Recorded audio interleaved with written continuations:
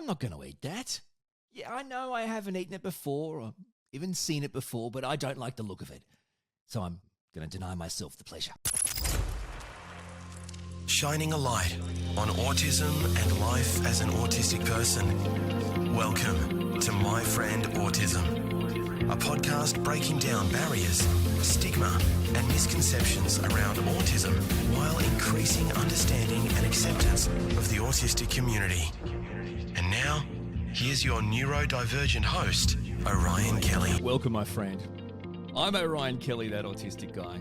So great to have you back for another video podcast, whether you're watching this podcast or you're listening to this podcast. I appreciate it. I appreciate your time. Thank you so much for your support. Now, as an autistic guy, I have a pretty simple goal, and that is to help you raise your level of understanding, acceptance, and appreciation of the autistic community. So if that sounds like something you'd be interested in, I'd be delighted if you consider checking out my YouTube channels. I've got Orion Kelly, that autistic guy, my primary YouTube channel with all my content, and I've got my purpose-built, dedicated podcast YouTube channel, Orion Kelly Podcasts. And just so we're clear, if you're listening to these podcasts on your regular standard podcast platforms, the difference is if you want to go to the YouTube channel, the podcast YouTube channel, you can not only hear the podcasts, but you can physically watch me in my little home studio doing the podcast. Now, on this podcast, we're going to tackle the topic of eating and autism. All right, maybe let's just stop there. So what do you mean eating and autism? I get that people eat. Okay, well, let's clear it up. Why do some people think autistic people are fussy or picky eaters? Well, they probably think that it's true. Why are we, though? Why can autistic people have such particular eating habits? Why can autistic people, in general terms, be such fussy, picky eaters? Why? Why, Orion? Why? I will tell you. Let's explore this topic, my friend. Exploring meaning I do all the work and you just listen and watch. All right, so let's explore the topic of eating and autism. We're going to answer the question, I promise. Why do autistic people have such particular eating habits? And I know this because I've got an autistic kid, I'm autistic, we can be labelled fussy eaters. We can be labelled strange in our eating habits. Weird. This one hurts. Boring. What's with your meals? They're so boring. All the time, it's the same. What do you mean? So hang on a second. You're saying you want a chicken salad sandwich, but you're saying you want me to take off 3/4 of what would make up a salad. That's right. Can you just make it, please? So there's two things to say. Number one, that's the truth. Number two, it's not the truth. What, Orion? What are you talking about? Okay, well, we're not fussy eaters. This is what I mean. We're not picky eaters. We're not strange eaters. We're not boring eaters. We're autistic eaters. Yeah, now hang on. I don't mean we eat other autistic people. No, we're not cannibals in general terms, there could be. I don't know. I'm not one. My son's not one. But in general terms, actually, if that includes like eating your own kind of skin and, picking your fingers and okay, too much information. So we're not cannibals. Have we established that? I hope we have. God, I hope we have. We're not. I'm just saying that as an autistic person with a clearly a different brain, we have an autistic brain. It influences our eating habits. Now, if it's different to neurotypical people's brains, then clearly it's going to be manifested as a difference in the way we eat, the way we digest. That's a whole other thing. The way we pick how we eat, the way we view, because don't you reckon you eat by looking too? Right, okay. Let's start with the how. How do autistic brains influence our eating habits in ways that others find strange or fussy or boring? All right, well, simply put, part of being autistic is experiencing sensory challenges. These challenges around sensory stimuli in our environment. And that doesn't just mean the stuff you think of automatically, like sounds, lights and brightness. It can also be the other senses. Smells, right? Well, there's so many different things. The feeling, the texture. These are senses too. So touch, taste, feel, smell, and sight, in my opinion, plays a big part in eating. Don't you agree? Whether you are, a neurotypical person, an autistic person, or, I don't know. Don't you think? I reckon it does. In other words, I'm saying it's not just about taste. Smell, everyone would say that. And I'm saying all the senses, including including the touch. As an autistic person, I can experience hypersensitivity to sensory inputs and senses. Now, some experience, I guess you would say, like an undersensitivity. They need more input. Some autistic people seek sensory input. Some autistic people, well, we coil away from it, and this is why we're all different.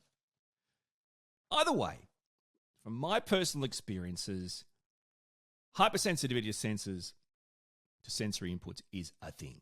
Now, this hypersensitivity can make eating not only hard for me, but I reckon it's pretty stressful, and sometimes, frankly, it's distressing. Clearly, as I always say, and I know you get, I can only talk on my own personal experiences as an autistic guy with an autistic son. Some autistic people, they may also have additional diagnoses, additional issues they deal with, they experience, they're challenged by. We'll just note them and we'll move on because this isn't a video on this. But okay, so there may be a diagnosis of avoidant restrictive food intake disorder, or ARFID. Now, that might be something you want to explore with your GP, your family doctor, for you, or maybe the autistic person in your life. And great, I think you should if you think it's something that could be more serious. Just putting it out there just so people understand the experience that we're talking about and how there are autistic people 100% that can have comorbidities, so additional diagnosis of something like avoidant restrictive food intake disorder and many other comorbidities. Let's move on to the why. So that's the how. Being an autistic person, different brain, sensory inputs. The why.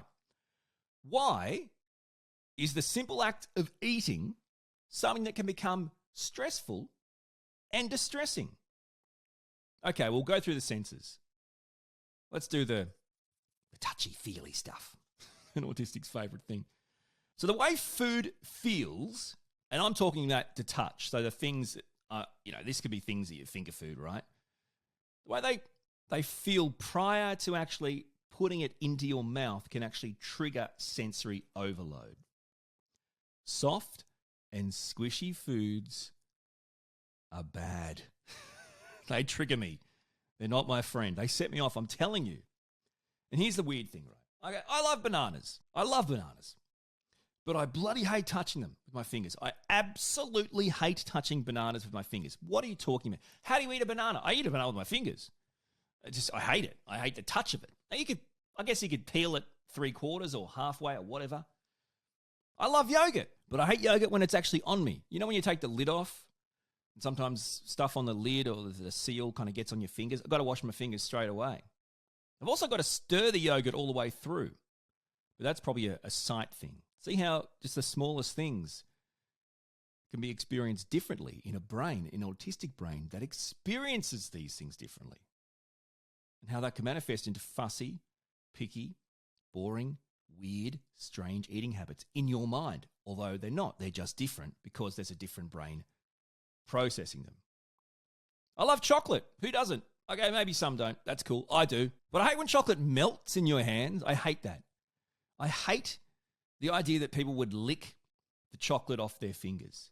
To me, that's disgusting. You know what? Actually, it's downright uncivilized. What are you? An animal? I prefer crunchy, robust consistency of food. So, the things that can kind of, they're solids, but they can become liquids, the things that can melt on your fingers. And you know what? This could also be like things that I like, robust, crunchy things like chips.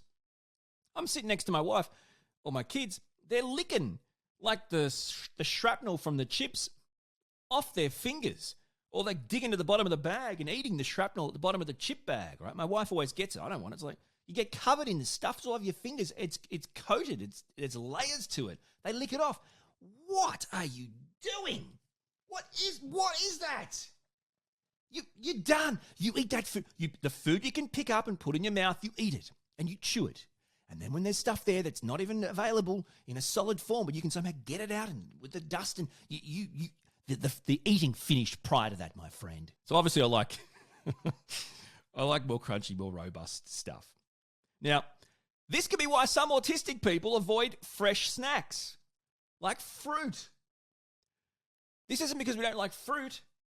We don't want to be. It's not because we're trying to be unhealthy. Because a lot of fruit can be messy and sticky and gooey and liquidy and, unpredictable. One banana to the next is different. One apple to the next is different. How stupid is that? I'm going to bite into a stone fruit and hope this one's not so tart or bitter. It's like, really? You can't just give me one and say this is going to be great? So this is why autistic people might, in your eyes, think, geez, these guys, all they eat is snack food. Eating pre-packaged snacks instead of some of the other things, the more unpredictable or squishy-gushy things. It's not only in that it feels better, but it feels better in and out of your mouth. But that is because when you think about it, pre-packaged snacks are by design consistent. Now, I'm not saying you guys should eat snack food or pre-packaged food. No, I'm not. We all have to eat a healthy diet, a balanced diet. What I'm saying is look at it from an autistic point of view. There is no consistency in certain foods. Autistic people thrive on plans and structure and consistency. Pre-packaged food is by design consistent. It also may be by design flavorless and not fresh and bad for you. But for some autistic people, it's consistent. You can rely on it and it won't set them off. Conversely, you take your life into your own hands, my friend, with bananas or other fresh fruits. Those squishy, unpredictable yet delicious devil fruits. Let's talk about smell and taste. All right, so for me, smelling a food is tasting a food. You're probably the same. When you walk in a room, what is that? It smells delicious. What are you making? Or you walk past a bakery of fresh cooked stuff. Oh, my God. Or you walk into a restaurant. Wow, what is that? That's bloody delicious. So it doesn't matter what the food or the meal is. If its smell triggers an autistic person, triggers the senses and overloads the senses, the chances of me being able to eat it become very slim. You see what I'm saying? So you might walk past something and smell it and go, wow, that smells delicious, right? But traditionally, it's not something that's going to bother you or going to change your decision on whether you should or shouldn't eat dinner. For an autistic person, for me, if I smell something that sets me off, and I don't mean in a pleasurable way, it overloads my senses. There's an overload there by the smell of a particular food. There's probably no way I'm going to be able to eat it. There's probably no way. It's slim to none. It's an automatic rejection based on how the smell made me feel. And that isn't about being fussy. Again, unless you're inside my brain, this is the autistic brain actually trying to process and understand a sense that it's experiencing at a hypersensitive level. So it can smell absolutely disgusting. All right, let's talk about the banana again. It really is. It's like, I don't know, it's like my Lex Luthor or something. Frenemy. So in my opinion, bananas have different smells. You see what I'm saying? So you got your unripe, green kind of waxy smell, and that's the kind of one that, no one's going to go near that, except, unless, of course, you're one of those like TV fitness gurus. You should only ever eat bananas when they're green and waxy. They're good for you. And then once you've eaten the banana, don't eat again for 7 days. And go for a run. It's like, no. I'm not, no. All right, then there's the overripe. We're talking it's yellow, it's black, it's all sorts of colours. It's got this crazy strong aroma of sugar. Sugar that's so sugary, it's had to retire to a sugary farm retirement home. And as a result, it's no longer edible. It's in a coma from its own sugar. Do you see what I'm saying? It's gone, but you can smell it. Can you not? You know what I'm saying? A ripe banana has a smell like if the sugar decided it wanted to renovate its house and its clothing and construct it in nothing but more sugar. It just, oh man, I can't eat that. What is that? No one should eat that. Like, even if you're the people that hate the people on TV that talk about eating it raw or whatever, eating it green because it's good for fitness. If you're the people that hate the fitness people and refuse to do anything about your fitness, even you shouldn't be eating it. Granted, you probably are, though. All right, so then there's this, I don't know what you want to call it. Is it like a blue moon type scenario, where the smell of the banana, it's It's teetering on the edge. It's not too sugary and ripe, and it's not too green and waxy. It's just right. Now, I don't know. I think, in my 82 years on the earth, by the way, I make jokes about my age. People are commenting about a video I did a year ago. I'm not 72. Do I look 72? I'm not 72. I just said, then I think I just said 82. I make it up. I don't even know what I'm saying. It's a joke. I'm not. I'm clearly 90. What's wrong with you people? The bottom line is fruit provides no real guarantee of anything. It is just that. It's fruit. Okay, so look at it like this. It'd kind of be like buying a pack of biscuits that are plain packaged and unmarked.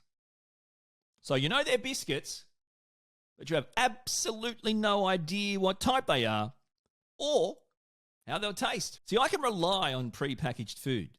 It will basically, in general terms, look, feel, smell, and taste the same every time. Now, that's a guarantee I can work with. And trust me, I did like 3 weeks of competition and consumer law before I dropped out of that unit.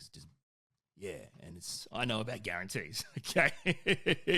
On the other hand, never knowing if a food will taste good or feel right is what, now, I'm not joking here, seriously, is actually overwhelming for an autistic brain. It's stressful.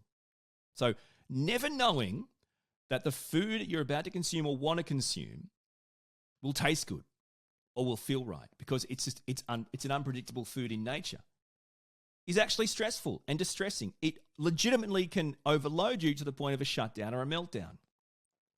Again, you could go, everything you've said so far, Ryan, just says you're fussy, you're strange, you're weird, you're a picky eater. Okay, now what I'm trying to tell you is I'm dissecting all the senses one by one and running it through the filter, the lens of an autistic brain that processes and experiences the world around us differently.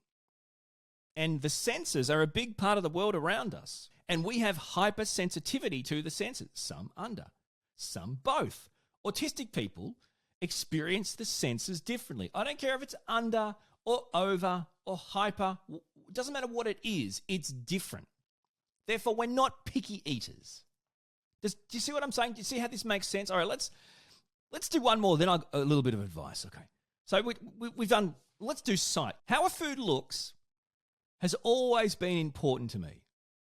So what I'm saying is it's a deal breaker. As an autistic person, when I see something, I'm seeing it through that autistic brain lens.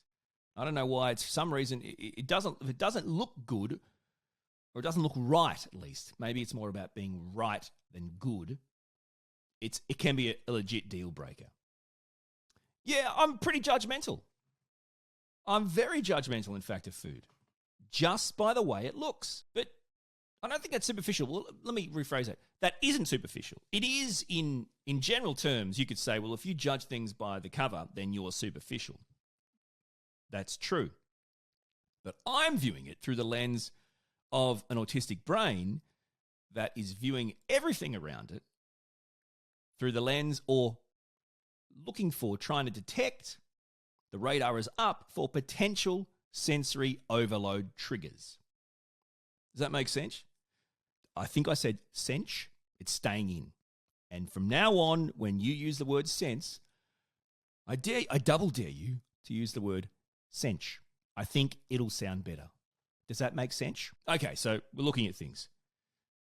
Those veggies, they look pretty squishy to me. That melted cheese, it looks too melted. What did you just say? All right. Okay. If cheese is melted for too long, if cheese is cooked for too long, it's going to taste burnt, mate. It's going to taste overcooked. You're telling me you don't think you can melt cheese too much? I reckon you can. Maybe for you can't. For my tastes, yes, you can. There's a difference in cheese being... And here's the other thing, right? The veggies. Like, seriously, what are you doing cooking veggies to within an inch of their life? You can eat... Okay, so not all. A lot of veggies that are really delicious and healthy, you can eat basically raw. You could just cook them in some boiling water for, I don't know, a minute or so, just to, I guess, to warm them up, but they should still be crunchy. Like, seriously, what's with people making, like, Sunday roasts and stuff and serving up veggies that are more liquid than solids? Am I drinking the broccoli or am I eating it? What do you call these carrots? I'm pretty sure this is carrot juice, which you've served to me on a plate with a fork. No one drinks juice on a plate with a fork. I apologize. Here's another one. Mate, that toast isn't even toasted enough. What is that? That's not toast. It's going to be soft still and squishy in my mouth. If I wanted that, I'd say, can I have bread? I didn't say bread. I said toast. So don't get me toast and deliver me bread in its like transitioning form. I don't want it. I don't want bread that's transitioning. I want bread that is toast. Soft and squishy toast is not toast. It's bread. At best, it's broast. And that's not even a word. Does that make sense? Here's another one based on sight. If I spot ingredients, right, that I don't like, and this is obviously due to like experience, to past sensory triggers. Ingredients I know in the past have triggered me, be that taste, smell, feel. If I spot those in a food that I haven't tried before, then that's that. I'm going to avoid it without giving it a chance. If you're making something that I haven't tried before and I can see there are ingredients going into it that have bad feelings to them that I know will trigger me, that's that. No, not going to happen. Now, again, I'm not justifying this. I don't know if I'm even trying to explain it. I think I'm just trying to shed some light on an autistic brain. Again, you could look at it, no, it isn't, but you could look at it a bit like trauma. If there's things in your life that have caused you trauma, when things similar to that could pop up, or even your brain thinking the chances of something similar to that popping up could occur, you're going to avoid it. And this could be anything in life. It doesn't have to be life-changing. It could be any type of trauma of any kind. Like, I'm never going to try to park at that car park again. I could barely get in and out. Forget it. I'd rather take the bus or the train. You know, it doesn't have to be big. So this is the same. You're going to put that in this meal, or you can forget it. Last time I had that, I was gagging. I almost vomited. It had tasted disgusting. The smell was horrible. Okay, let's say you got cauliflower. It's already. I'm like, I'm not up for that, mate. What is this? It's like a bland version of broccoli. I don't know. It's yuck. Okay, and then you're going to cook it to within an inch of its life. It's going to be really squishy and liquidy. And then you're going to pour on melted cheese on top of it, or some sort of creamy melted cheese on top of it. And the smell of kind of creamy cooked cheese, the smell can make me want to vomit, right? And you put it on top of something, that means what's under that is not going to get eaten now. I know it sounds ridiculous, but again, it's based on smells and sensory issues. A good example of the whole like ingredient thing is Christmas pudding. This may go down as one of the biggest regrets of my life, and I've had lots. It's a big one. I'm still in therapy for this one. Okay, Christmas pudding. Do you know what I'm talking about? So, look, in Australia, like you could have like a Christmas cake, which is kind of like a cake with lots of fruit in it, and there's like a Christmas pudding. And I'm sure you do, but the Christmas pudding is basically like a kind of a Christmas cake. Lots of yummy dried fruits, but it's in a pudding, and you boil it in a bag in water for like 7 weeks, and then you put it in the fridge for 2 years, and then on Christmas Day you take it out and you boil it for another 6 hours, and then when everyone's asleep and they can't have it, you have it to yourself because it's got to be boiled again for 6 hours and you forgot about it till dinner. So you're eating your Christmas pudding at midnight. You're going, Jesus, this is bloody nice. Okay, great. That's what a Christmas pudding is. Does that make sense? Now, it looks shriveled. Christmas puddings look shriveled. It's like you stay in the bath for too long. If you're going to boil something for 6 hours, it's going to look shriveled. It looks squishy. It's packed with dried fruits. They usually set me off. Why would I go near something that looks shriveled, squishy, but weirdly kind of hard on the outside, and full of dried fruits that I don't know? Like, I like some of them, but not all of them. Which ones are going to be? How's it going to taste? Why would I do that? I wouldn't. The problem is, every year it's getting served, and I'm thinking, why is everyone so all over this stuff? My wife is telling me, you've got to try it. Like, seriously, Orion, you've got to try Christmas pudding. I think you'll really like it. She's telling me this every year. No, I finally did it. I finally tried her mum's famous Christmas pudding one Christmas. I tried it. I finished it. I immediately said, is there more? More, please. Is there more? That's another thing autistic people like to do. They finish eating and they went, more? Is there more? I couldn't believe what I deprived myself of. This is a thing. I couldn't believe by citing ingredients in something that I knew would set me off and denying myself the opportunity to try this, I had denied myself years of Christmas pudding. Wow. In saying that, though, my gut didn't agree so much with the Christmas pudding a few hours later. But I'm guessing that was probably the richness and the dairy side of it. And that's a whole nother podcast. Gastrointestinal issues and autistic people. God help me. You eat something rich, eat something with dairy in it, and oh, wowzers. It's like, seriously, someone came down from a giant hill while I was in the toilet and said, it's going to blow. Not true. Okay, so let's finish on some advice.